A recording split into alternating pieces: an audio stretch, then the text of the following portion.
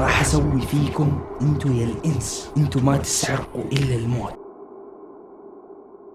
اكثر القصص اللي بتطلبوها في قناتي بشكل دائم، حتى عندي في الخاص ما شاء الله تبارك الله في الانستا، يا مازن نزل قصة جن. وبصراحة هذه القصة ما ادري كيف ابدأ فيها او احكي لكم اياها. القصة فيها احداث جدا حساسة، وما انصح باي طفل انه يسمع هذه القصة. فقبل ما نبدأ، الله يسعدكم يا جماعة الخير، شكرا على الدعم المتواصل، مستمرين ان شاء الله بالقصص، فلا تنسوا تدعموني باللايك والسبسكرايب، وخلونا نبدأ على طول.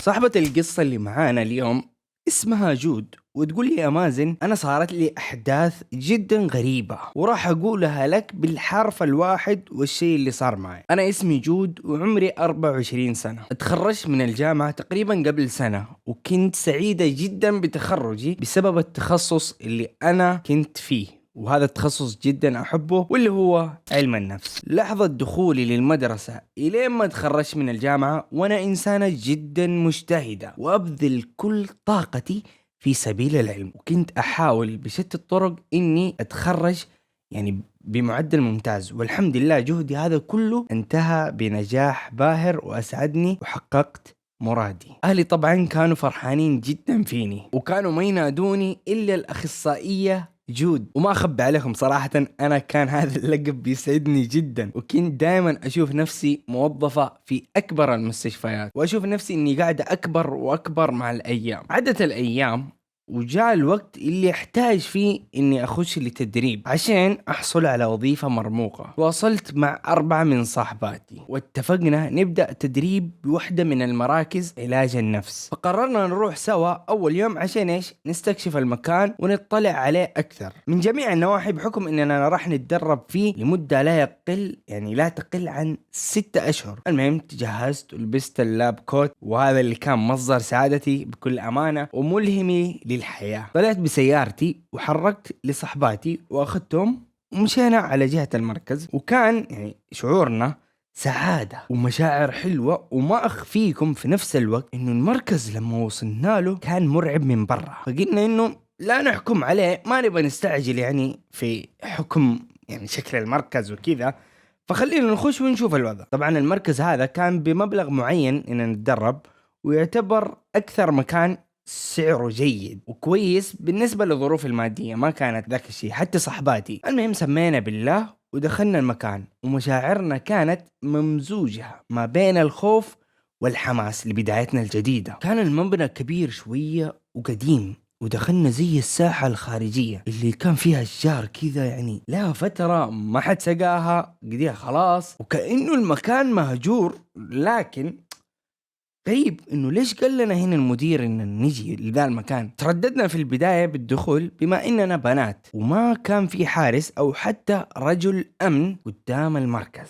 بس في ذيك اللحظة تشجعنا الحمد لله، اتقدمت ريما وتبى تفتح الباب ولا الباب مقفل. كلنا كذا نطالع في بعض اللي هم مستغربين، لاننا قبل ما نجي تواصلنا مع مدير المكان وقال انه موجود. قامت ريما تسألنا تبغوا ادق الباب ولا نسوي شيء ولا نرجع؟ ما نفهم ايش نسوي، لانه بصراحة وقتها كلنا كنا خايفين. قلت لهم اسمعوا يا بنات، ايش بكم انتوا؟ قالوا على الله، وخلوني ادق على المدير، ابغى استفسر منه، ممكن انهم نقلوا مكان ثاني ولا اعطانا موقع غلط ولا شيء. فقعدت ادق عليه مرة مرتين 3، ما هو راضي يرد. فقامت شوق هنا وقالت والله يا بنات مو من جدكم انتوا، شايفين المكان ذا؟ المكان جدا يخوف، والمبنى معدوم ولا في احد، لا برا امن ولا قاعدين نسمع اصوات جوا، وقاعدين نتصل على المدير مليون مرة وما يرد. وكل هذه الدلالات تبين لنا انه لازم نرجع. قلت لهم يا بنات انا ما انا راجعة، بعد كل هذه المسافة والتعب خلاص نستنى شوية نشوف الوضع. وفجأة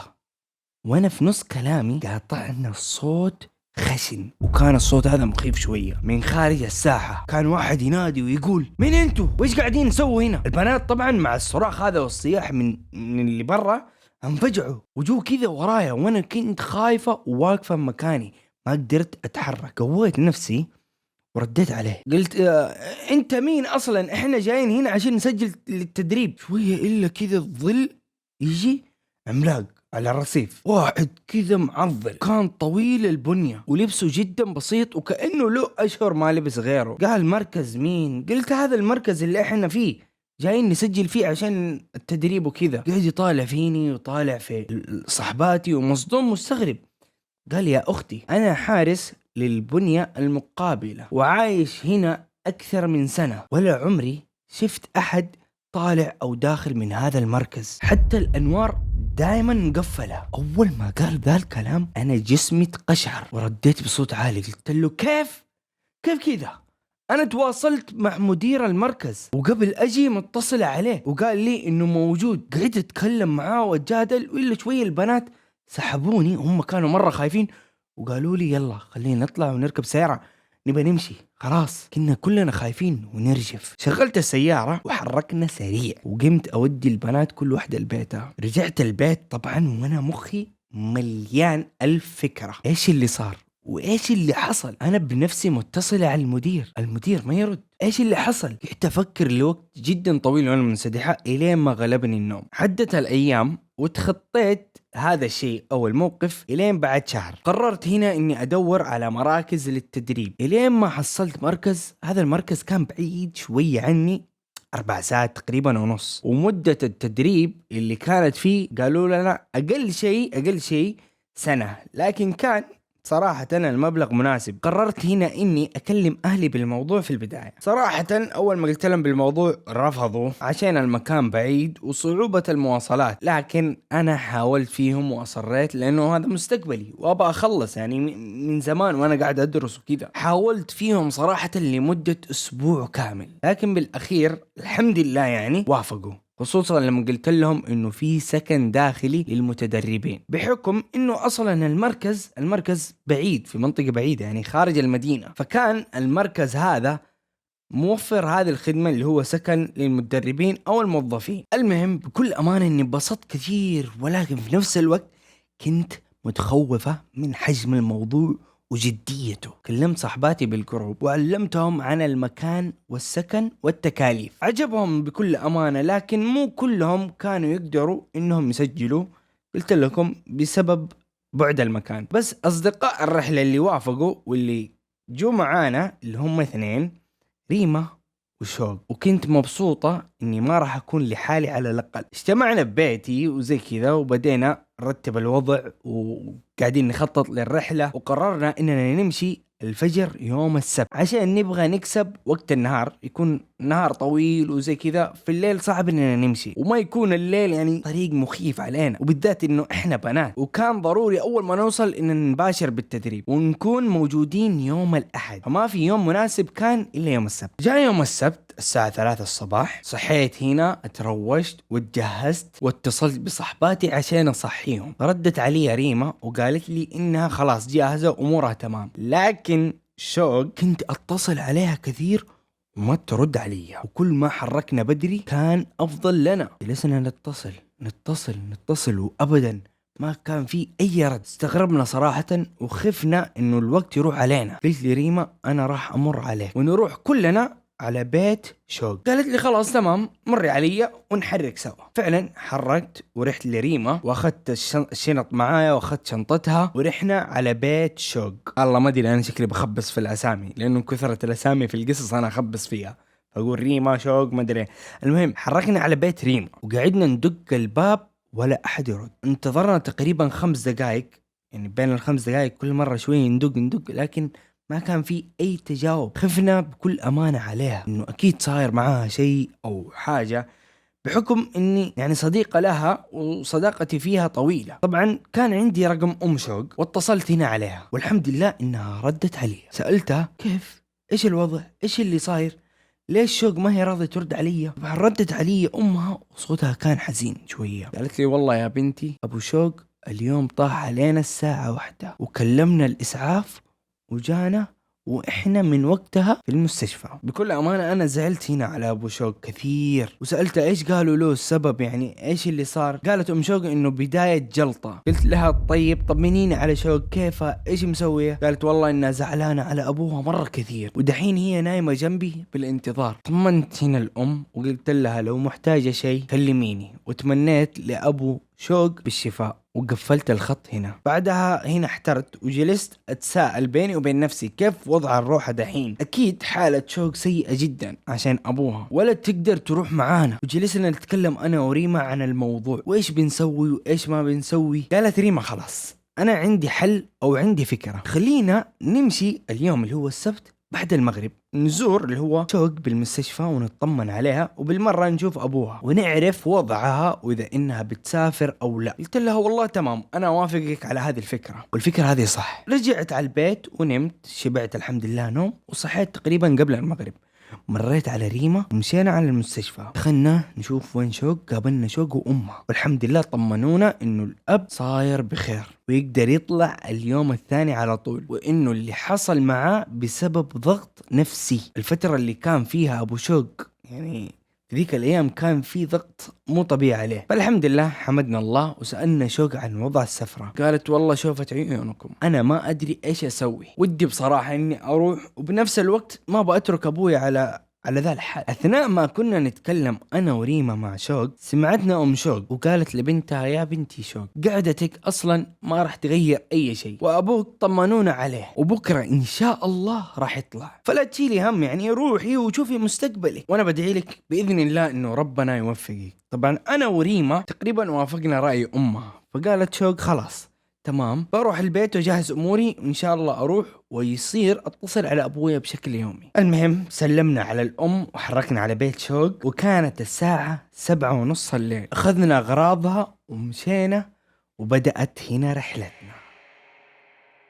بدأت رحلتنا اللي مليانها مشاعر وملخبطة بين الخوف من الغربة وحب وإلهام وحماس لبداية جديدة وأشياء كثيرة. طلعت على الشارع الرئيسي هنا وفتحت اللوكيشن حق المنطقة، وقلت للبنات إنه ترى أقرب محطة بتكون بعد 2.5 ساعة، خلونا نوقف هنا نشتري بعض الحاجات ونخلص أمورنا قبل ما نحرك. وقفنا بالمحطة، وطبعا البنات واحدة نزلت تروح تشتري أغراض موية وزي كذا، واحدة تروح تاخذ مفرحات اللي هو حق الخط فاهمين، وأنا كنت قاعدة في السيارة. خلصوا جابوا الأشياء وبدينا نحرك في الخط. طبعا في الخط كنا مشغلين أغاني ونتكلم ونسولف ونضحك، وبعد 1.5 ساعة تقريبا إلا الطريق شبه ظلام وسالك وما كان فيه أي أحد، وريما وشوق كانوا نايمين. وفجأة وانا قاعدة اسوق اللي يطلع على وجهي كلب كان لونه اسود وعيونه بيضة. انا هنا انفجعت وفرملت باقصى قوة كذا، وقعدت اصرخ مرة بصوت عالي. البنات طبعا قاموا مفجوعين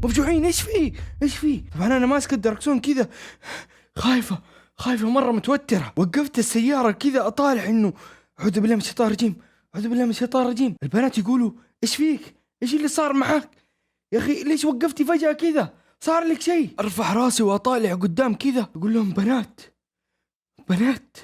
انتوا ما شفتوا؟ انا صدمته. يطالع فيني يا بنت انت صدمتي مين؟ ردي علينا صدمتي مين؟ قلت انا صدمته ولا لا؟ قالوا يا بنت الحلال صدمتي مين؟ لا تفجعينا، الخط ما في شيء، شوفي قدامك ما في شيء. قلت يا بنات من جدكم انتوا ما شفتوا الكلب؟ في كلب فجأة طلع قدامي من العدم. قالوا انتي مجنونة ولا ايش؟ تونا صحينا من صراخك يا بنت الحلال، لا تخوفينا، شوفي ما في شيء، سمي بالله وخلينا نحرك، ترى باقي لنا 3 ساعات. قمت هنا انا احلف لهم اني انا شفته، وجلسوا يهدوني وقالوا خلاص سمي بالله، اعوذ بالله من الشيطان الرجيم، كملي طريقك وان شاء الله الامور تمام. بدأت احرك بالسيارة وقلت للبنات لو سمحتوا لا تناموا ولا تتركوني لوحدي، انا خلقه وانا ماشيه الطريق فاضي. وطبعا البنات ما كانوا يعرفوا يسوقوا، انا الوحيده اللي كنت اسوق. فالحمد لله قعدوا معايا وبدينا نضحك ونسولف، ومشينا تقريبا لمده 2.25 ساعة. قلت للبنات بتيجي المحطة اللي قلت لكم عليها، خلونا ننزل اللي هو احس اني ابغى اريح، انا رجولي مرة معدومة، وكمان اللي تبغى الحمام او تبغى شيء من البقالة او اي حاجة مرة واحدة هنا في المحطة. قالوا خلاص تمام. بعد 1/4 ساعة وصلنا للمحطة. المحطة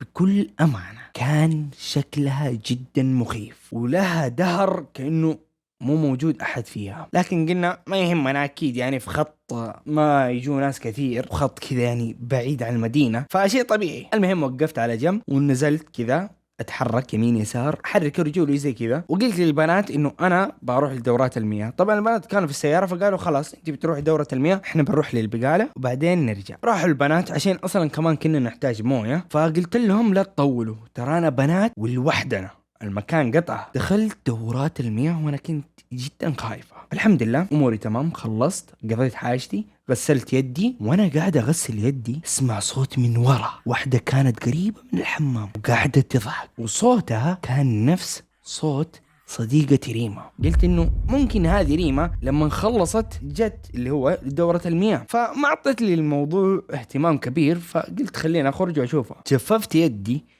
وانا جاية بطلع من باب الحمام، فتحت الباب واللي تمر من جنبي وحدة. طبعا هذه الوحدة ما شفتها بشكل تمام، يعني بسبب انه شعرها كان كثيف ومغطي وجهها. كانت ما هي لابسة حجاب او نقاب، لا كذا شعرها كامل على قدام. انا كنت لابسة متبرقعة وهي جاية جنبي ولمحتها كذا. قلت انه ممكن هذه يعني من الناس اللي جو هنا ووقفوا ناس غيرنا. لما مرت هي اصلا جنبي حسيت بشعور غريب، كأنه لثواني فقدت عقلي، وبنفس الوقت شميت ريحة كذا، ريحة معفنة على ريحة مسك، والريحة كانت غريبة كذا، ريحة ما أدري كيف أوصف لكم إياها. المهم إنه لما عدت من جنبي أنا جسمي كله تقشعر والخوف متملكني. لفيت وجهي ورا أحاول أشوفها كويس، بس الصدمة هنا إنه ما كان فيه أي أحد. وقفت مكاني كذا وأنا مفجوعة، قلت يا ربي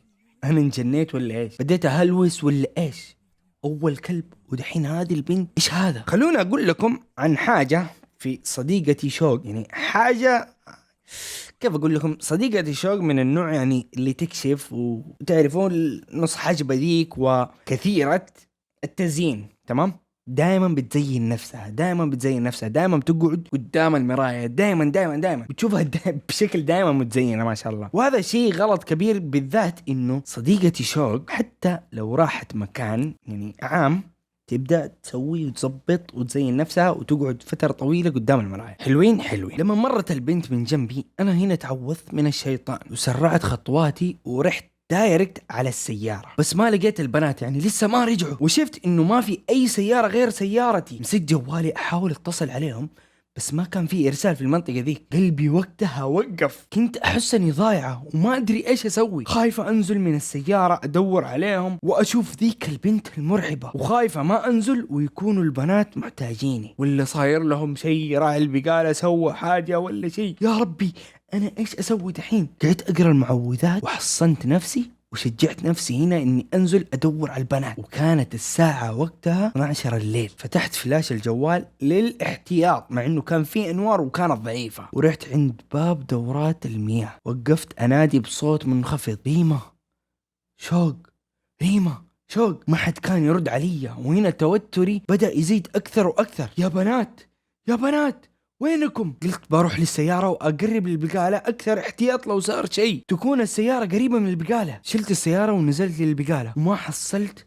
غير العامل. سألته إذا شاف بنتين دخلوا هنا أو إنهم مروا من هنا. قال لي إيوه في 2 بنت جو هنا وخرجوا. أنا خرجت ومفجوعة، البنات ما موجودين. وشوية أسمع صوت ريما جاي من ورا دورات المياه. أنا هنا على طول رحت للصوت بسرعة، ولما وصلت هنا كانت الصدمة. ريما جالسة على الأرض وماسكة شوق وتحاول إنها تصحيها، وأنا كنت مصدومة أقول إيش فيها؟ إيش اللي صار لها؟ قالت ما أدري إيش فيها، ما أعرف إيش اللي صار لها. إحنا بعد ما خلصنا من البقالة قلت خلينا نروح لدورات المياه. هي سبقتني ودخلت قبلي، وعلى دخلتي أنا هنا لدورات المياه سمعت صراخ قوي، وبعدها كان هدوء صمت. ودخلت مسرع لدورات المياه وحصلتها طايحة بآخر الحمام، ووجهها كان مزرق كذا، وجهها أزرق. جلست أرش عليها الموية، أرش على وجهها الموية وأحاول أصحيها، وللآن ما قامت. ريما هنا كانت تبكي وما تدري إيش تسوي، وأنا يعني كل أمانة ما أخفي عليكم كنت ماني عارف إيش أسوي، كنت خايفة. قمت قلت لها خلاص قومي بسرعة، على الأقل نروح للسيارة، السيارة فيها أمان، الوضع هنا مخيف. رحنا للسيارة وجلسنا نرش عليها موية ونهزها كذا، والبنت كأنها في عالم ثاني، ولا حركة يا جماعة الخير. بس اتأكدنا واطمنا إنها قاعدة تتنفس بعد محاولات هز ولمس ورش موية تقريبا 10 دقائق. رجعت هنا شوق لوعيها، تحاول تقوم تعرف ايش فيه، ايش اللي صار، كأنها مفجوعة وشافت شيء سبب لها هذا الإغماء. جلسنا نسألها ايش اللي صار، ايش فيه. قالت انه آخر شيء أذكره جيت دخلت الدورات المياه وأبى أفتح الباب الأخير اللي في دورات المياه أو الحمام الأخير. أفتح الباب أحصل حرمة. هذه الحرمة كان عيونها بيضة وشعرها كان طويل وكثيف وأسود فاحم، وكانت تطالعني بنظرات مخيفة، ورفعت يدها اللي مليانة شعر وظافرها الطويلة وجت ومسكتني. وأنا هنا صحت بقوة ولفيت أبى أجري، أتزحلقت وطحت، وبعدها ما أذكر ولا شيء. أنا وريما كنا نطالع في بعض إنه إيش هذا، أنا شفت هذه البنت، أقول هي كمان شافتها. قالت هنا شوق أرجوكم خلونا نطلع من هذا المكان، أنا ما أنا مرتاحة في هذا المكان، المكان هذا مو طبيعي. قلت لها فعلا ما هو طبيعي، نفس هذه البنت اللي وصفتيها أنا شفتها. قالت ريما أنتم من جدكم ولا إيش قاعدين تنتظروا؟ يلا يا جود أرجوكي حركي السيارة، ما نبغى نقعد هنا. حركنا السيارة وكنا كلنا خايفين، وبالذات كنا خايفين على شوق. وطبعا أنا أسوق وفيني الرعب اللي في الدنيا كله، وما أعرف ليش وقتها حسيت بمسؤولية تجاههم، وبنفس الوقت حسيت بالذنب إني سبب كل هذه الأشياء. كملنا طريقنا، ولما شفنا لوحة وصولنا للمنطقة هذه طمنا الحمد لله وهدينا، وبدينا هنا نسترخي. جلست أسأل ريما هنا عن حال شوق لأنها نامت يعني خلاص وهي مرة تعبانة. طبعا احنا الثلاث البنات كلنا نؤمن بوجود الجن، وعرفنا انه اللي شفناها هذه البنت كانت من الجن. فالحمد لله يعني خلاص مشينا بالطريق لين ما وصلنا تقريبا قبل المستشفى ب8 دقائق، ونشوف يمين يسار الامور تمام. المنطقة الحمد لله كانت كويسة، وكان الوقت على الساعة 1 الفجر. وقفنا عند البوابة وحصلت رجال الأمن، وقلت لواحد منهم إنه إحنا جايين لكذا، وسألناه عن موقع السكن وفين الطريق وزي كذا، ووصف لنا المكان وفتح لنا البوابة ودخلنا. وصلنا الحمد لله للسكن، وقلت للبنات خلوكم مع الأغراض، أقعدوا بالسيارة، أنا بأروح لمكتب المشرفة أسدد مرة واحدة وأستلم مفاتيح غرفنا. دخلت وفي نفس الوقت كنت متخوفة إني ما أحصل المشرفة ونضطر إن ننام الليلة هذه كلها بالسيارة، بس الحمد لله اني حصلتها واستلمت منها مفاتيح الغرف. رجعت للبنات وتساعدنا الحمد لله ونزلنا الاغراض ودخلنا المبنى، وكان كل واحدة من البنات عندها غرفة لحالها. مجرد ما دخلنا المكان حسيت انه المكان ما هو مريح ابدا. قلت ممكن بسبب الاحداث اللي صارت معانا او الاشياء اللي شفناها، لانه انا شفت كلب وبعدين شفت مدري ايش، فالوضع كان مخيف صراحة. المهم وزعت المفاتيح كل واحدة مفتاحها، وقلت لهم يلا كل واحدة تروح تنام. بس هنا ريما قالت لا خلونا ننام اليوم في غرفتك يا جود، لانه الوضع بكل امانة كان جدا مخيف اليوم. ليلة واحدة كذا يعني نضبط امورنا ولا ليلتين وخلاص كل واحدة تروح لغرفتها. قلت طيب تمام مو مشكلة، تعالوا عند الغرفة وإن شاء الله خير. طبعا المبنى كان قديم شوية لكن المكان من جوا نظيف صراحة. رتبنا كم شيء كذا على السريع بحكم إننا تعبانين، لبسنا ملابس النوم ونمنا وصحينا على اليوم الثاني. كانت الساعة 7 الصباح، وشيكت على جوالي عشان أطمن على أهلي وقلت لهم إني وصلت وزي كذا. دخلت الحمام أتزبط وأتشيك وخرجت أشوف البنات. حصلت ريما هنا تأشر لي بعيونها، ما فهمتها أنا هنا، لكن مسكت جوالي عشان أكلمها واتس. قلت لها إيش فيه؟ قالت في شيء مو طبيعي صار. قلت إيش فيه؟ إيش اللي صار؟ بهذه الأثناء وإحنا كنا نتراسل كانت شوق تسوي شعرها وتعرفوا حاطة سماعات وأغاني وتتزين زي ما قلت لكم، هي دائما قدام المراية. جلست أطالع في ريما وتطالع فيني إنه إيش فيه؟ أمس هذه كانت تعبانة ووضعها سيء وصار لها موقف مرعب ودخلت في صدمة وقديها في مرحلة الهلاك، ودحين ما شاء الله مصحصحة ونشيطة وبكل قواها العقلية. حسيت اني احتاج افهم اكثر من ريما، يعني الوضع غريب. قلت لها لا تقولي لي هنا في الواتس، تعالي برا وخلينا نتكلم ونستغل الفرصة انه يعني شوق قاعد تجهز نفسها وزي كذا. طلعنا للممر وقفلنا الباب. قالت لي ريما مو قادرة اتحمل اللي صار، الساعة 4 عشان اللي هو قمت ابى اصلي الوتر، مسكت جوالي أبى أطمن أهلي وقمت لدورة المياه أتوضأ وطلعت أبى أصلي. أثناء ما كنت أقول التشهد الأخير كنت أحس بأنفاس حارة جهة إذني اليمين، لكن في نفس الوقت تعوذت من الشيطان واستمريت بالقراءة في التشهد، ولا زلت أحس بالأنفاس وصوت زي التمتمة كأنه في أحد يتكلم أو يهمس بحروف في كلمات مو واضحة. غمضت عيني وخلصت التشهد وسلمت وأطالع ورايا. كنت أحاول إني أطالع لورا، في حاجة قاعد تمنعني. تعوذت من الشيطان وقعدت أحاول إني ألف. أول ما لفيت كانت الصدمة، شفت شوق جالسة بالزاوية حق الغرفة ووجهها مقابل الزاوية، بس اللي كنت أشوفه ظهرها وشعرها، وكنت متأكد إنها شوق وإنه اللي قاعد أشوفه قدامي شوق، ما أتوهم. شديت هنا قبضة يدي وكلمتها، ناديتها شوق شوق، ما ردت. رجعت ناديتها مرة ثانية شوق شوق وما ردت. اضطريت هنا إني أقوم وأمسك كتفها. قلت شوق. لفت علي بقوة كذا، طالع فيني وكان وجهها كله أزرق كأنها مكتومة كذا، انكتمت وغرقانة. أنا انفجعت، قلت لها بسم الله عليك، بسم الله عليك يا شوق، ايش فيك؟ هنا على طول صاحت في وجهي وقالت لي اسكتي اسكتي لا تتكلمي. انا ما ادري ايش اسوي، كنت مفجوعة منها وقلبي يدق بقوة. وقتها كنت ابى اصحيك بس كنت خايفة وما ابى ازعجك، وفي نفس الوقت كنت كمان خايفة انه شوق من النوع اللي يمشي وهي نايمة وممكن هي قاعدة تتحلم. المهم اني قربت منها وقلت لها ايش فيك يا بنت، محتاجة شيء؟ قالت اسكتي وراح انام. انا اخذت هنا الموضوع انه البنت هذه ممكن حصل معها موقف صادم ولا شيء، فقدرت شعورها وسكت. قبل ما كانت بتروح تنام قلت لها يا شوق ايش رايك تصبري نصلي الفجر سوا بعدها نكمل نوم عشان ما عاد باقي يعني وقت على الصلاة. لفت علي كذا واعطتني نظرة مخيفة وقالت لي بصوت مرعب، انا ما قلت لك اسكتي؟ وصلاتك هذه ما بصليها ولا ابغى اصلي. وراحت وانسدحت، غطت هنا ونامت وانا واقفة وكنت متجمدة في مكاني، وعجزت يعني على اسلوبها وردها وتصرفاتها، ما قدرت يعني استوعبه. استهديت هنا بالله واذن الفجر ورجعت لسجادتي وصليت ونمت، وبس هذا اللي صار. طبعا انا لما كنت اسمع مريمة قلت لها غريبة، يعني فعلا البنت بعد اللي صار لها بالطريق وفي المحطة وهي متغيرة، بس خلينا نفكر بإيجابية شوية ونحاول نغير من جوها اليوم، يمكن تخف عن اللي صار معاها أو من الصدمة اللي صارت لها وتنسى بإذن الله. قالت ريما خلاص تمام، الحين نروح ونشوف المشرفة ونفهم وضع التدريب والتفاصيل وزي كذا عشان نباشر بالدوام. رجعنا هنا لشوق وحصلناها والكشخة وكأنها متجهزة لمناسبة عرس، واحنا طبعا نطالعها اللي هو مصدومين. قلنا لها ما شاء الله ايش الحلاوة هذه، ايش الكشخة وايش الحركات دي يا شيخ. يعني ما كنا نبغاها تحس انها مبالغة شوية، نبغى نغير جوها عن الصدمة اللي حصلتها وزي كذا. فيلا خلونا بسرعة نروح نبغى نقابل المشرفة من ذا الكلام. المهم ما حبينا نكثر في الموضوع هذا ومشينا للمشرفة. المشرفة هنا اعطتنا التفاصيل وايش نسوي وايش مطلوب مننا وجدول الاعمال الساعة كم نجي ومتى البريك ومن ذا الكلام وحالات المرضى واللي متنومين بالمستشفى. علمتنا يعني على أشياء كثير وأعطتنا معلومات وأشياء مهمة، ومن أهمها عدم الخروج من السكن بعد الساعة 1 في الليل، وأثناء ساعات العمل عدم الدخول لأي غرفة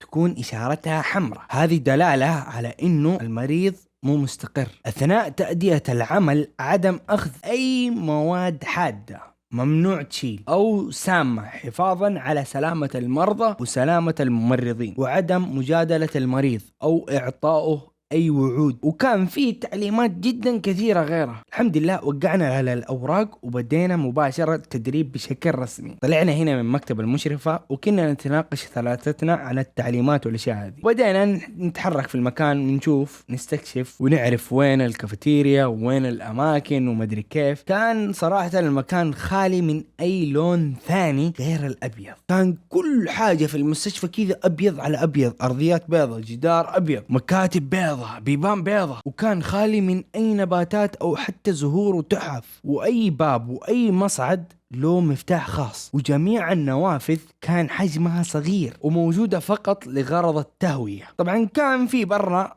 موجود ساحة للتنزه بس كانت مقفلة وخالية من أي مواد ممكن تسبب أذى. كان المبنى كامل مجهز للحفاظ على سلامتهم، لكن لا زالت الأجواء غير مريحة بالنسبة لنا، وكأنه المكان مليان طاقة سلبية. كان ما شاء الله موجود ممرضين وممرضات بأغلب الأماكن. فالمهم استكشفنا وزي كذا وخلصنا من الاستكشاف ورحنا للكافيتيريا نبغى نفطر. أخذنا الأكل من الكافيتيريا وجلسنا، وإحنا قاعدين نفطر سمعنا صوت ركض عالي للممرضين والممرضات، وكان في صوت عالي من الناحية اللي رايحين لها، ونطالع كذا مصدومين إنه إيش فيه. نطالع في مصدر الصوت إلا كان في حالة جالسة بالأرض اللي هو مريضة وجنبها ممرضة مطعونة برقبتها وكانت تنزف بغزارة. المريضة كانت ماسكة مبرد ايش؟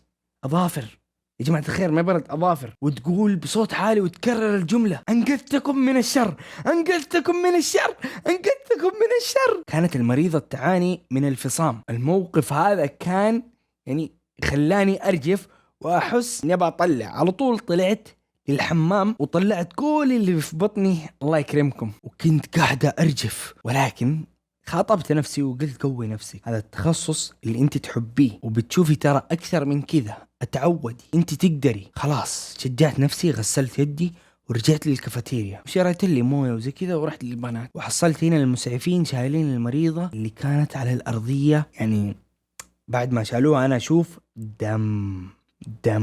الممرضات هنا جو وأخذوا المريضة ودخلوها في غرفة عزل، وطبعا إشارة حمراء ومقيدينها بالسرير. ريما وشوق كانوا مرعوبين مرة وكان واضح عليهم شعور الندم. قالت ريما: ايش الاستقبال المرعب ذا؟ ما اعرف كيف راح نكمل سنة كاملة واحنا ما احنا قادرين نكمل نص يوم. قلت لهم: يا بنات ايش فيه خير، ترى هذا تخصصنا، يعني هذا شيء طبيعي بيكون، احنا راح نتعامل مع حالات ممكن زي كذا، مرضى نفسيين ومتوقع منهم اي شيء. لكن اللي صار اكيد غلطة الممرضة، وكانت شايلة معاها مبرد اظافر، وحصل اللي حصل زي ما انتم شايفين. اكيد هذه الاشياء ممنوعة، ووضحوا لنا هذه الاشياء عشان نعرف كيف نتعامل، والحمد لله انه هذا الموقف صار قدامنا عشان ننتبه. وهذه الممرضة عاد الله يرحم بحالها. كانت الساعة 11 طبعا الظهر، ورجعنا نكمل استكشاف إلين وصلنا لغرفة المدربين والموظفين. المهم دخلنا جلسنا كذا نستنى اليوم يعدي، وما حسينا بأنفسنا من التعب، نمنا على الكنبات. وأنا كذا في نص نومتي حسيت إنه في أحد قاعد يصحيني كذا يلمسني: قومي لو سمحتي قومي. دقة هذه أنا قمت منها مفجوعة.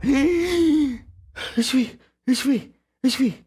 طلعت الممرضة قالت لي: آسفة معليش، ما توقعت إنك بتخافي زي كذا. طبعا هذه يعني خارج القصة، أنا لما صاحي أمي كذا بشويش أمي تقوم زي كذا ترى، وأتوقع جميع الأمهات، أتوقع لا أكيد أنا متأكد. قالت لي: آسفة بس يعني ما توقعتك إنك تخافي وزي كذا، بس يعني دكتورة منال كلمتني أنادي المدربات الجدد وحصلتكم هنا نايمين. قلت لها: خلاص تمام، يعني دحين نجيكي. قمت عدلت نفسي وصحيت البنات ريما وشوق، وبعدها رحنا على مكتب دكتورة منال. رحبت فينا وتعرفت علينا وقالت إنها بتكون المسؤولة والمنظمة لجدول أعمالنا، بس قالت أهم شيء لا تسووا أي تصرف بدون علمي، وشكرناها هنا على اهتمامها. ورجعنا للسكن، كانت تقريبا الساعة 1:30، وحسينا بالجوع وكنا كسلانين مرة إننا نطبخ أو حتى نطلع ندور على أكل، وكل واحدة تطلب الثانية: تكفين روح، الله يخليك روح يا أخي، والله تعبان يا أخي، مصدع يا أخي، مدري. بالأخير قالت شوق: خلاص أنا بروح وأجيب لكم من الكافيتيريا. طلعت هنا شوق وجلست أنا وريما نسولف عن يومنا الأول، وراحت هنا شوق ودخلت للكافيتيريا. وكالعادة يعني كانت الكافيتيريا مليانة وقت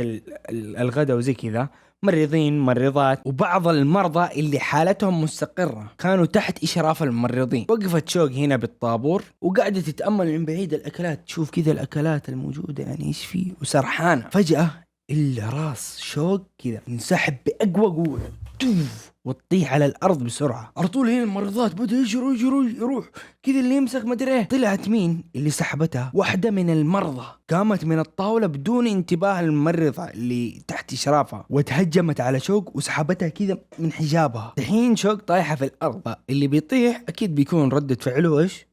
يعني إنه إيش اللي صار زي كذا. قامت هنا شوق تعدل تنظف، ما هي مستوعبة ولا قدرت تتكلم ولا تقول شيء. جت على الممرضة تطمن عليها: صار لك شيء؟ مدري كيف. قالت لها شوق: لا أنا بخير أموري تمام. ورجعت كملت بالصف، وقفت كذا بالطابور بكل هدوء. لكن قطعتها الممرضة تطلب منها انها تساعدها. قالت لها: خلاص انه روحي قدام اول وحدة بحكم الموقف اللي صار لها يعني. وفعلا شوق راحت بداية الصف واخذت الاكل ورجعت لنا. جلسنا سوا كذا مع بعض وبدأنا ناكل، وشوق ما حكت لنا الموقف ولا قالت لنا اي شيء. قلت لهم: هنا يا بنات ايش رايكم كل واحدة لو سمحتوا شيلوا قشكم وعفشكم لا طرد جدكم، كل واحدة تنقلع على غرفتها، ترى فليت أمها عندي في الغرفة. فقلب الموضوع ضحك يعني نسولف زي كذا. بعدها فعلا شوق وريما شالوا عفشهم وطردتهم كذا رفس كل واحد: يلا برا وخلاص انا صرت دحين لوحدي في الغرفة، وكل واحدة منهم كمان في غرفتها الخاصة. ارسلت لهم هنا بالجروب، قلت لهم اني ترى انا رحت واخذت رقم الدكتورة منال وبسوي لنا جروب معاها عشان يكون اسهل بالتواصل لنا. قالوا خلاص تمام وزي كذا، ودخلنا الجروب مع بعض وبدينا نسلم على بعض ونرسل. بعدها ارسلت الدكتورة منال انه المغرب بيبدأ دوامكم، او بالاصح اللي هو بيبدأ دوامكم، حتبدأوا تدريب ان شاء الله من بعد المغرب الين الساعة 12 الصباح، ما ابغاكم تتأخروا. جلس انا هنا ارتب اغراضي واغراض الغرفة واضبط مظهري الين ما جاء المغرب، واستعديت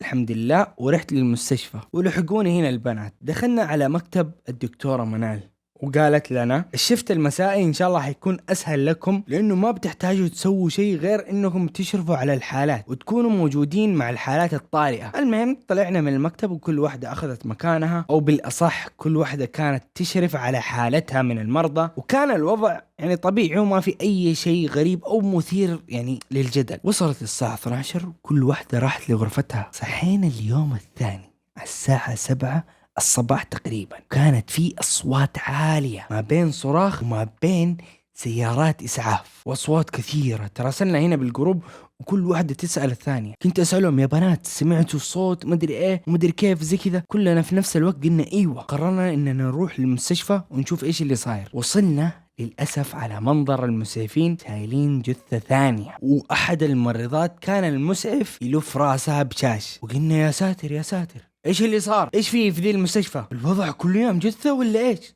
مو طبيعي الوضع، صارت مشرحة مو مستشفى. رحنا هنا على طول للدكتورة منال نستفسر منها ايش اللي حصل، وقالت لنا انه الساعة 3 الفجر واحدة من الممرضات جت وكلمتني انها كانت مشرفة على واحدة من الحالات اللي عندها ثنائي القطب، ومسكت هنا الممرضة يعني تشيك لفترة جوالها، إلا فجأة تحس بضربة على قفاها هنا وتطيح ويغمى عليها. وبعد ما استعادت وعيها اكتشفت هنا جثة المريضة مليانة بالدم على سريرها. الممرضة قامت تشوف جثة المريضة مليانة دم، يعني مفجوعة. احنا لما سمعنا هذا الكلام انصدمنا وخفنا من اللي صار، وانه ممكن بأي لحظة ممكن تطلع جثة ثانية. الاجواء وقتها كانت متوترة والكل خايف ومرتبك، وحسينا كأنه في قاتل مجهول بيننا ونترقب ويسوي اي مصيبة ثانية. طبعا قمنا ساعدنا الممرضات باللي نقدر عليه، وشيكنا على احتياجات المرضى ونحاول نخفف من أجواء التوتر الموجودة في المستشفى.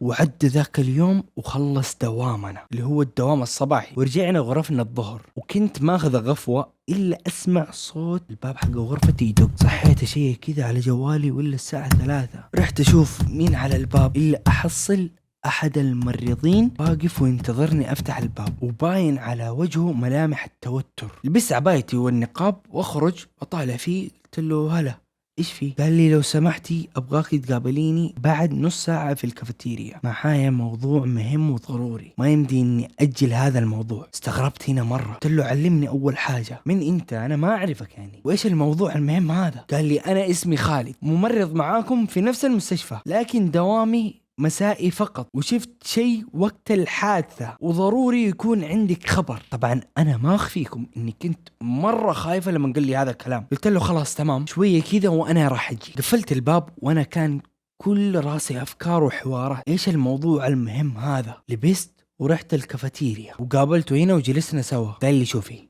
مبدئيا الموضوع خطير ولا ممكن إني أجله حتى لو ثواني. اللي شفته أنا بوقت دوامي اللي هو تقريبا من الساعة 12 إلين الساعة 7، على الساعة 3 الفجر كنت أنا جالس بالاستقبال، أو بالأصح مستلقي زي كذا تمام، وأطقطق بالجوال. كان الوضع يعني هدوء، الوضع عادي، ماسك الجوال تمام، إلين ما سمعت صوت خطوات قادم للاستقبال عند غرفة أحد المريضات ثنائية القطب. رفعت راسي بشوف، اللي أحصل واحدة من صحباتك المتدربات، وكان حالتها مرعبة، وشعرها اللي كان طوله إلين الأرض، وبياض عيونها وظافرها الطويلة المخيفة، وكانت متجهة على واحدة من الممرضات اللي هي المشرفة على هذا القسم، وكان بيدها مكوة الملابس، وجت من خلف الممرضة كانت ماسكة الجوال وما هي مركزة، وشالت المكوة وضربت الممرضة بأقوى شيء، وعلى طول هنا دايركت الممرضة أغمى عليها. طبعا أنا هنا من المنظر والشكل حق صاحبتك جمت في مكاني، ومن الخوف ما قدرت أسوي أي شيء. قامت صاحبتك هنا اتأكدت من فقدان وعي الممرضة، كانت فاقدة الوعي بالكامل، وبعدها فتحت باب المريضة ذي صاحبة الثنائية القطب. كنت أشوف من برا بالقزاز اتجهت إلين سرير المريضة، كان معاها سكين وقامت تسدد السكين في رقبتها، تطعن فيها. أنا كنت خايف وكنت أرجف وما أنا عارف إيش أسوي. بعد ما خلصت هنا صاحبتي خرجت من الغرفة وراحت متجهة على السكن. كنت عاجز عن الحركة وما قدرت أتحرك لمدة كم دقيقة. بمجرد ما خرجت وراحت على جهة السكن، قمت هنا على طول أنا بلغت الإسعاف والجهات المختصة، ورحت لغرفتي وجلست فيها مصدوم من اللي شفته، وما قدرت حتى أرجع أكمل مناوبتي. سألته أنا هنا إيش مواصفات البنت اللي شفتها وإيش ملامحها أو حتى ملابسها. رغم إحساسي الداخلي بشكل كبير البنت هذه كانت شوق، لكن أبغى أتأكد، يعني أبغى أعرف. وفعلا حسب الوصف اللي وصف لي هذا المريض اتضح انه شوق هي اللي سوت هذا الشيء، وزاد قلقي عليها. بس بلحظة هنا سألته، قلت له طيب ما قلت للدكتورة منال؟ ما علمت أحد؟ قال خفت أكون ملخبط وأضيع بسبب الخوف وأجيب فيكم العيد كلكم وتنفصلوا لا سمح الله، فقررت أقول لك أنت أول شيء وأتأكد. أنا هنا لما سمعت الكلام هذا كله إني في دوامة كبيرة وصعب إني أطلع منها، لازم يكون في خسائر في هذه الدوامة. قررت هنا أسوي اللي علي، فشكرت خالد هذا ورجعت لغرفتي ودقيت على ريما، طلبتها هنا تجيني ضروري. جتني على طول وحكيتها بالموقف اللي صار من الألف إلى الياء، وهنا تأكدنا إنه شوق فعلا متلبسة من الجن، وإنه مستحيل هذه تصرفات شوق أو حتى إنسان طبيعي. قررنا أنا وريما إننا نكتم على الموضوع وندور حل بأنفسنا عشان لا نكبر الموضوع أكثر منه هو كبير. كانوا طبعا رجال الأمن يتحروا في المواضيع هذه، وكانوا بيشوفوا الكاميرات وبيركزوا على أشياء كثيرة، بس في اللحظات اللي صارت فيها الجريمة كانت الكاميرات كلها تتشوشر وكأنه في طاقة خارجية أو في أحد قاعد يشوشر عليها. المهم عرفنا بحالة شوق وإنه الجن اللي فيها يظهر بآخر الليل، أو حتى اللي يتشكل فيها يظهر في آخر الليل. قررنا نراقبها ونحاول نحط حد للموضوع هذا. توكلنا على الله واتفقنا إن نقابل الاستقبال اللي هو خالد على الساعة 2 الليل، وفعلا جت الساعة 1:30. لبسنا أنا وريم وتجهزنا وخلينا إنه كل شيء يبين طبيعي. رحنا لخالد وجلسنا كذا ونخلص معه بعض الأوراق بعض الأمور ونتناقش بالموضوع حق شوق، وإنه لو أحد سألنا إيش مطلعنا بعد الساعة 1 ومدري كيف نقول إنه خالد كان يحتاجنا نساعده. كان طبعا خالد متوتر من الحادثة اللي صارت أمس. في نفس الوقت إحنا أخذنا هذا الشيء عذر. على الساعة 2:30 قلت ريما بروح أنا أجيب قهوة من الكافيتيريا، وإذا ما حصلت بروح أسوي لكم قهوة من غرفتي. المهم حركت ورحت على الكافيتيريا، وكانت أغلب الأشياء اللي في الكافيتيريا ما هي موجودة، والكوفي اللي أنا يعجبني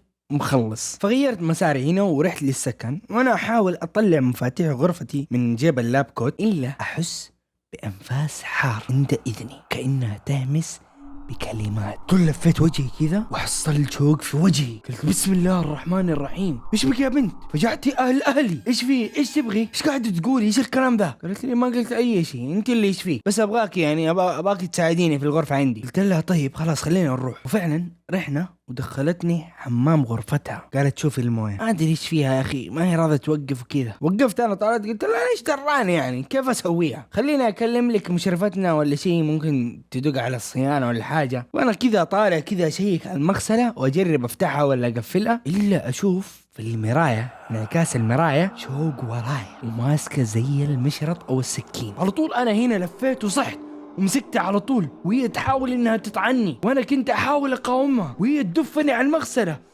والمغسله كذا في ظهري، وكانت تحاول انها تطعني. قدرت انا هنا ادفها واطلعها برا الحمام، وعلى طول اتجهت للباب واحاول اني افتح الباب، ما راضي يفتح، واصيح ساعدوني ساعدوني. جاتني على طول كذا وتمسك فيني من ورا. قلت لها يا شوق ايش تبغي ارجوك سيبيني، لا تسوي شيء تندمع عليه، انت ما انت بوعيك، ارجوك ارجع لوعيك. شويه هنا شوق تكلمت بصوت مختلف، والصوت هذا كان جدا مخيف ومبحوح. قالت لي زي ما سويت بالمريضة لما اللي هي طعنتها وكانت منسدحة، راح اسوي فيكم انتو يا الانس، انتو ما تستحقوا الا الموت. وانا وقتها وهي تكلمني كنت ارجف وابكي واتعوذ من الشيطان، اتعوذ من الشيطان، وكنت مغمضة عيني ما كنت ابغى اشوفها. قعدت اقرا قرآن واقرا المعوذات واطلبها واقول يا شوق تكفين لا تسوي شيء، انا ما اذيتك خليني بس اروح. قامت تقول بسوي فيك زي ما سويت في المريضة لما. قعدت تكرر الجملة هذه اكثر من مرة وانا كنت جالس على ركبي واتحصن واقرا قرآن وبصوت عالي اقرا قرآن. قالت الجنية واحد من قومي اعجب بشوق وقرر انه يتزوجها وطلبني اهتم فيها واساعدها، ولما كانت شوق تجيب لكم الاكل من الكافيتيريا تهجمت عليها المريضة لما وطيحتها واذتها، لكن شوق ما علمتكم وسكتت. وانا انتقاما لشوق قتلت المريضة لما وبسوي فيكم كلكم نفس الشيء، لانكم تذكروا شوق انها تقرا القرآن وتقولوا لها تصلي طول الوقت. طبعا انا وقتها لازلت اقرا قرآن ومغمضة وما بقى اشوف اي شيء ولا اواجهها ولا اي حاجة. قطع علينا في ذاك الوقت صوت دق الباب، وبلحظة هنا اختفت الجنية اللي كانت ماسكتني شوق، اختفت وحسيت كأني أنا كنت في حلم وصحيت من هذا الحلم. على طول قمت أنا هنا وفتحت باب الغرفة وشفت هنا شوق ريمة داخلة علي تقول لي يا بنت كنت أدور عليكي،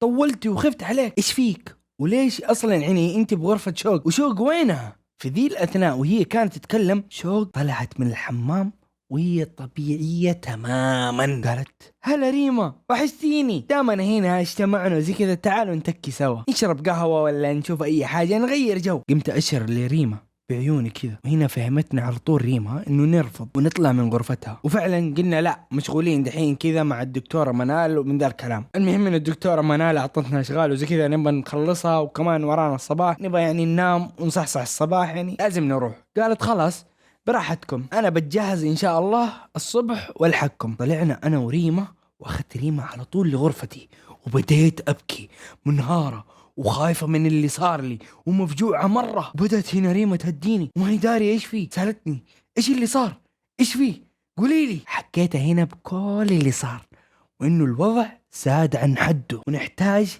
نساعد شوق ولازم نطلعها من هذا الوضع ونساعد أنفسنا لأنه ممكن إحنا يصير لنا شيء. قررنا هنا نكلم الدكتورة منال كل اللي صار ونطلب مساعدتها. طبعا ردة فعلها انه انصدمت كليا، لكن حست بشعور المسؤولية وانه احنا لازم نتصرف باسرع وقت. طمانتنا وقالت ان شاء الله انه كل شيء بيكون بخير، بس طلبت مننا اننا نتعامل مع شوق بكل هدوء وبشكل طبيعي. بعدها اتفقت معنا ان ناخذها الكوفي كذا في منطقة قريبة، وبعد الكوفي نروح ونوديها الشيخ. وفعلا نفذنا هذا الشيء او هذا المطلوب وكل شيء الحمد لله عدى تمام. جاء اليوم الثاني وتجهزنا واخذنا اذن من التدريب باشراف الدكتورة منال. الدكتورة كانت معانا وطلعنا بسيارتي، كنت انا اسوق وكانت الدكتورة منال جنبي، ورحنا للكوفي الحمد لله انبسطنا وزي كذا ورجعنا وطلعنا السيارة. كنا متجهين على الشيخ. بالبداية كان الوضع طبيعي بالسيارة وكانت شوق تشغل اغاني ومبسوطة واحدة ورا الثانية وطايرة من الفرحة. بعدها هنا حست شوق انه الطريق طال وكأنه مختلف عن طريق السكن. سألتنا قالت وين رايحين؟ قلت لها اكيد السكن، يعني وين بنروح؟ نبغى نكمل شغلنا وما ادري عندنا شغل متراكم. قالت لا هذا مو طريق السكن، قولوا لي وين رايحين وايش مخبيين عني. طبعا زي ما قلت لكم ترتيبنا بالسياره كنت انا اللي اسوق وجنبي الدكتوره ورا ريما وشوق. قمت رديت عليها الا احنا رايحين السكن حاليا، بس هذا طريق ثاني عشان الكوفي اللي احنا رحنا له يعني ضيعني من الطريق ما قدرت ارجع تمام وزي كذا. قالت هنا شوق بصوت عالي نزلوني. وصارت هنا تبدأ تقاوم تحاول انها تفتح الباب. طبعا انا لما جيت اللي هو نبى نمشي من الكافي حطيت اللي هو التأمين انه ما تقدر تفتح الباب. بدأت هنا ريما انها تمسكها والدكتورة كذا ترجع المرتبة لورا زي كذا ويحاولوا يدركوها وزي كذا، وانا كنت داعسة على اخر سرعة وشو قاعدة تقاوم وتخبط في ريما وتخبط في الدكتورة والسيارة يعني قلبت حرب حرفيا. وصلنا لعند الشيخ، والشيخ طبعا كان منتظرنا عند الباب، على طول جاء وكتفها معانا ودخلناها لجوه البيت. الدكتورة منال هنا على طول شرحت له وقالت له انه الحالة كذا كذا كذا، وقام وساعدنا. ودخل هنا الشيخ وبدأ يقرأ عليها. طبعا احنا كلنا كنا مقيدينها كذا مربطينها، والشيخ كان يقرأ عليها. بدأت الجنية اللي جوه شوق تتكلم على لسانها وتصارخ وتقذف فينا، وتطلب من الشيخ انه يوقف الرقية، وتكرر جملة: حرقتوني طيب، هو اللي يحبها، هو اللي طلبني اساعده، بيذبحني لو طلعتوني، لا تطلعوني منها، انتوا حرقتوني بالقرآن، وقفوا وقفوا. بعد الرقية تقريبا بربع ساعة هنا شوق طاحت مغمى عليها. وقال لنا الشيخ زي ما هو واضح انه هذه البنت ملبوسة من جنية، وانه واحد من قومها العاشق هذا امرها تساعده وتهتم فيها وتحاول تبعدها عن القرآن والصلاة. قلنا له فعلا من وقت ما صارت حادثة المحطة هذه وهي ما تصلي ابدا، وما هي طبيعية وما هو على حالتها. واخر موقف كان سبب يعني زياراتنا لك قتلت واحدة من المرضى. قال الشيخ صحيح انها فترة صعبة، ولكن بإذن الله انها بتعدي باستمرار الرقية والزيت والموية. اهم شيء انكم تستمروا وتحافظوا على مواعيد الزيارة، وبإذن الله انها راح تتحسن. سألت الشيخ قلت له يا شيخ الحين اللي فيها طلع ولا لا؟ قال ايوه الحمد لله انه طلع، لكن اذا ما في استمرارية بالرقية وزي كذا ممكن انه يتلبسها جن ثاني. وخلوها تبطل من سالفة انها على المراية دائما وتتمكيج تتظبط وزي كذا. لازم تحافظ على الرقية دائما، وانتوا ساعدوها قد ما تقدروا يا بناتي. قالت ريما طيب والجني اللي يبي يتزوجها يعني متى عشقها وكيف اصلا؟ قال الشيخ اكيد سوت شيء هي، وانا ما اعلم الغيب صراحة. ممكن سوت حاجة تصرفات ولا شيء، وكانت هذه أحد الأسباب اللي يعني العاشق نفسه حبها ويبغاها وكان مخطط عليها، وطلب من هذه الجنية إنها تساعده. فزي ما قلت لكم انتبهوا لها. الحمد لله خرجنا من عند الشيخ شكرناه، وأخذنا المويه المقري عليها والزيت وطلعنا السيارة. وقررت إني ضروري أتصل على أم شوق وأبلغها بالأحداث، لكن من الطبيعي إنه الأم بتخاف على بنتها، وأصرت هنا إنها تيجي وتسكن مع بنتها في السكن. فعلا انا هنا بلغت الدكتورة منال وقلت لها انه ام شوق بتيجي وزي كذا، واخذنا الاذن هنا انه ام شوق تيجي وتسكن معاها بنفس الغرفة عشان امها وتهتم فيها وزي كذا الين ما تخلص هذه السنة. اثناء وجودنا بالسيارة شوق بدأت تستعيد وعيها يعني، لكن كانت جدا جدا جدا تعبانة ومرهقة. رجعنا للسكن وشلت شوق معايا للغرفة، قلت لها لا تروحي تدحين تعبانة، نام عندي الغرفة. والحمد لله الحمد لله انه ما صار اي حدث بعدها، لانه استمرت بالرقية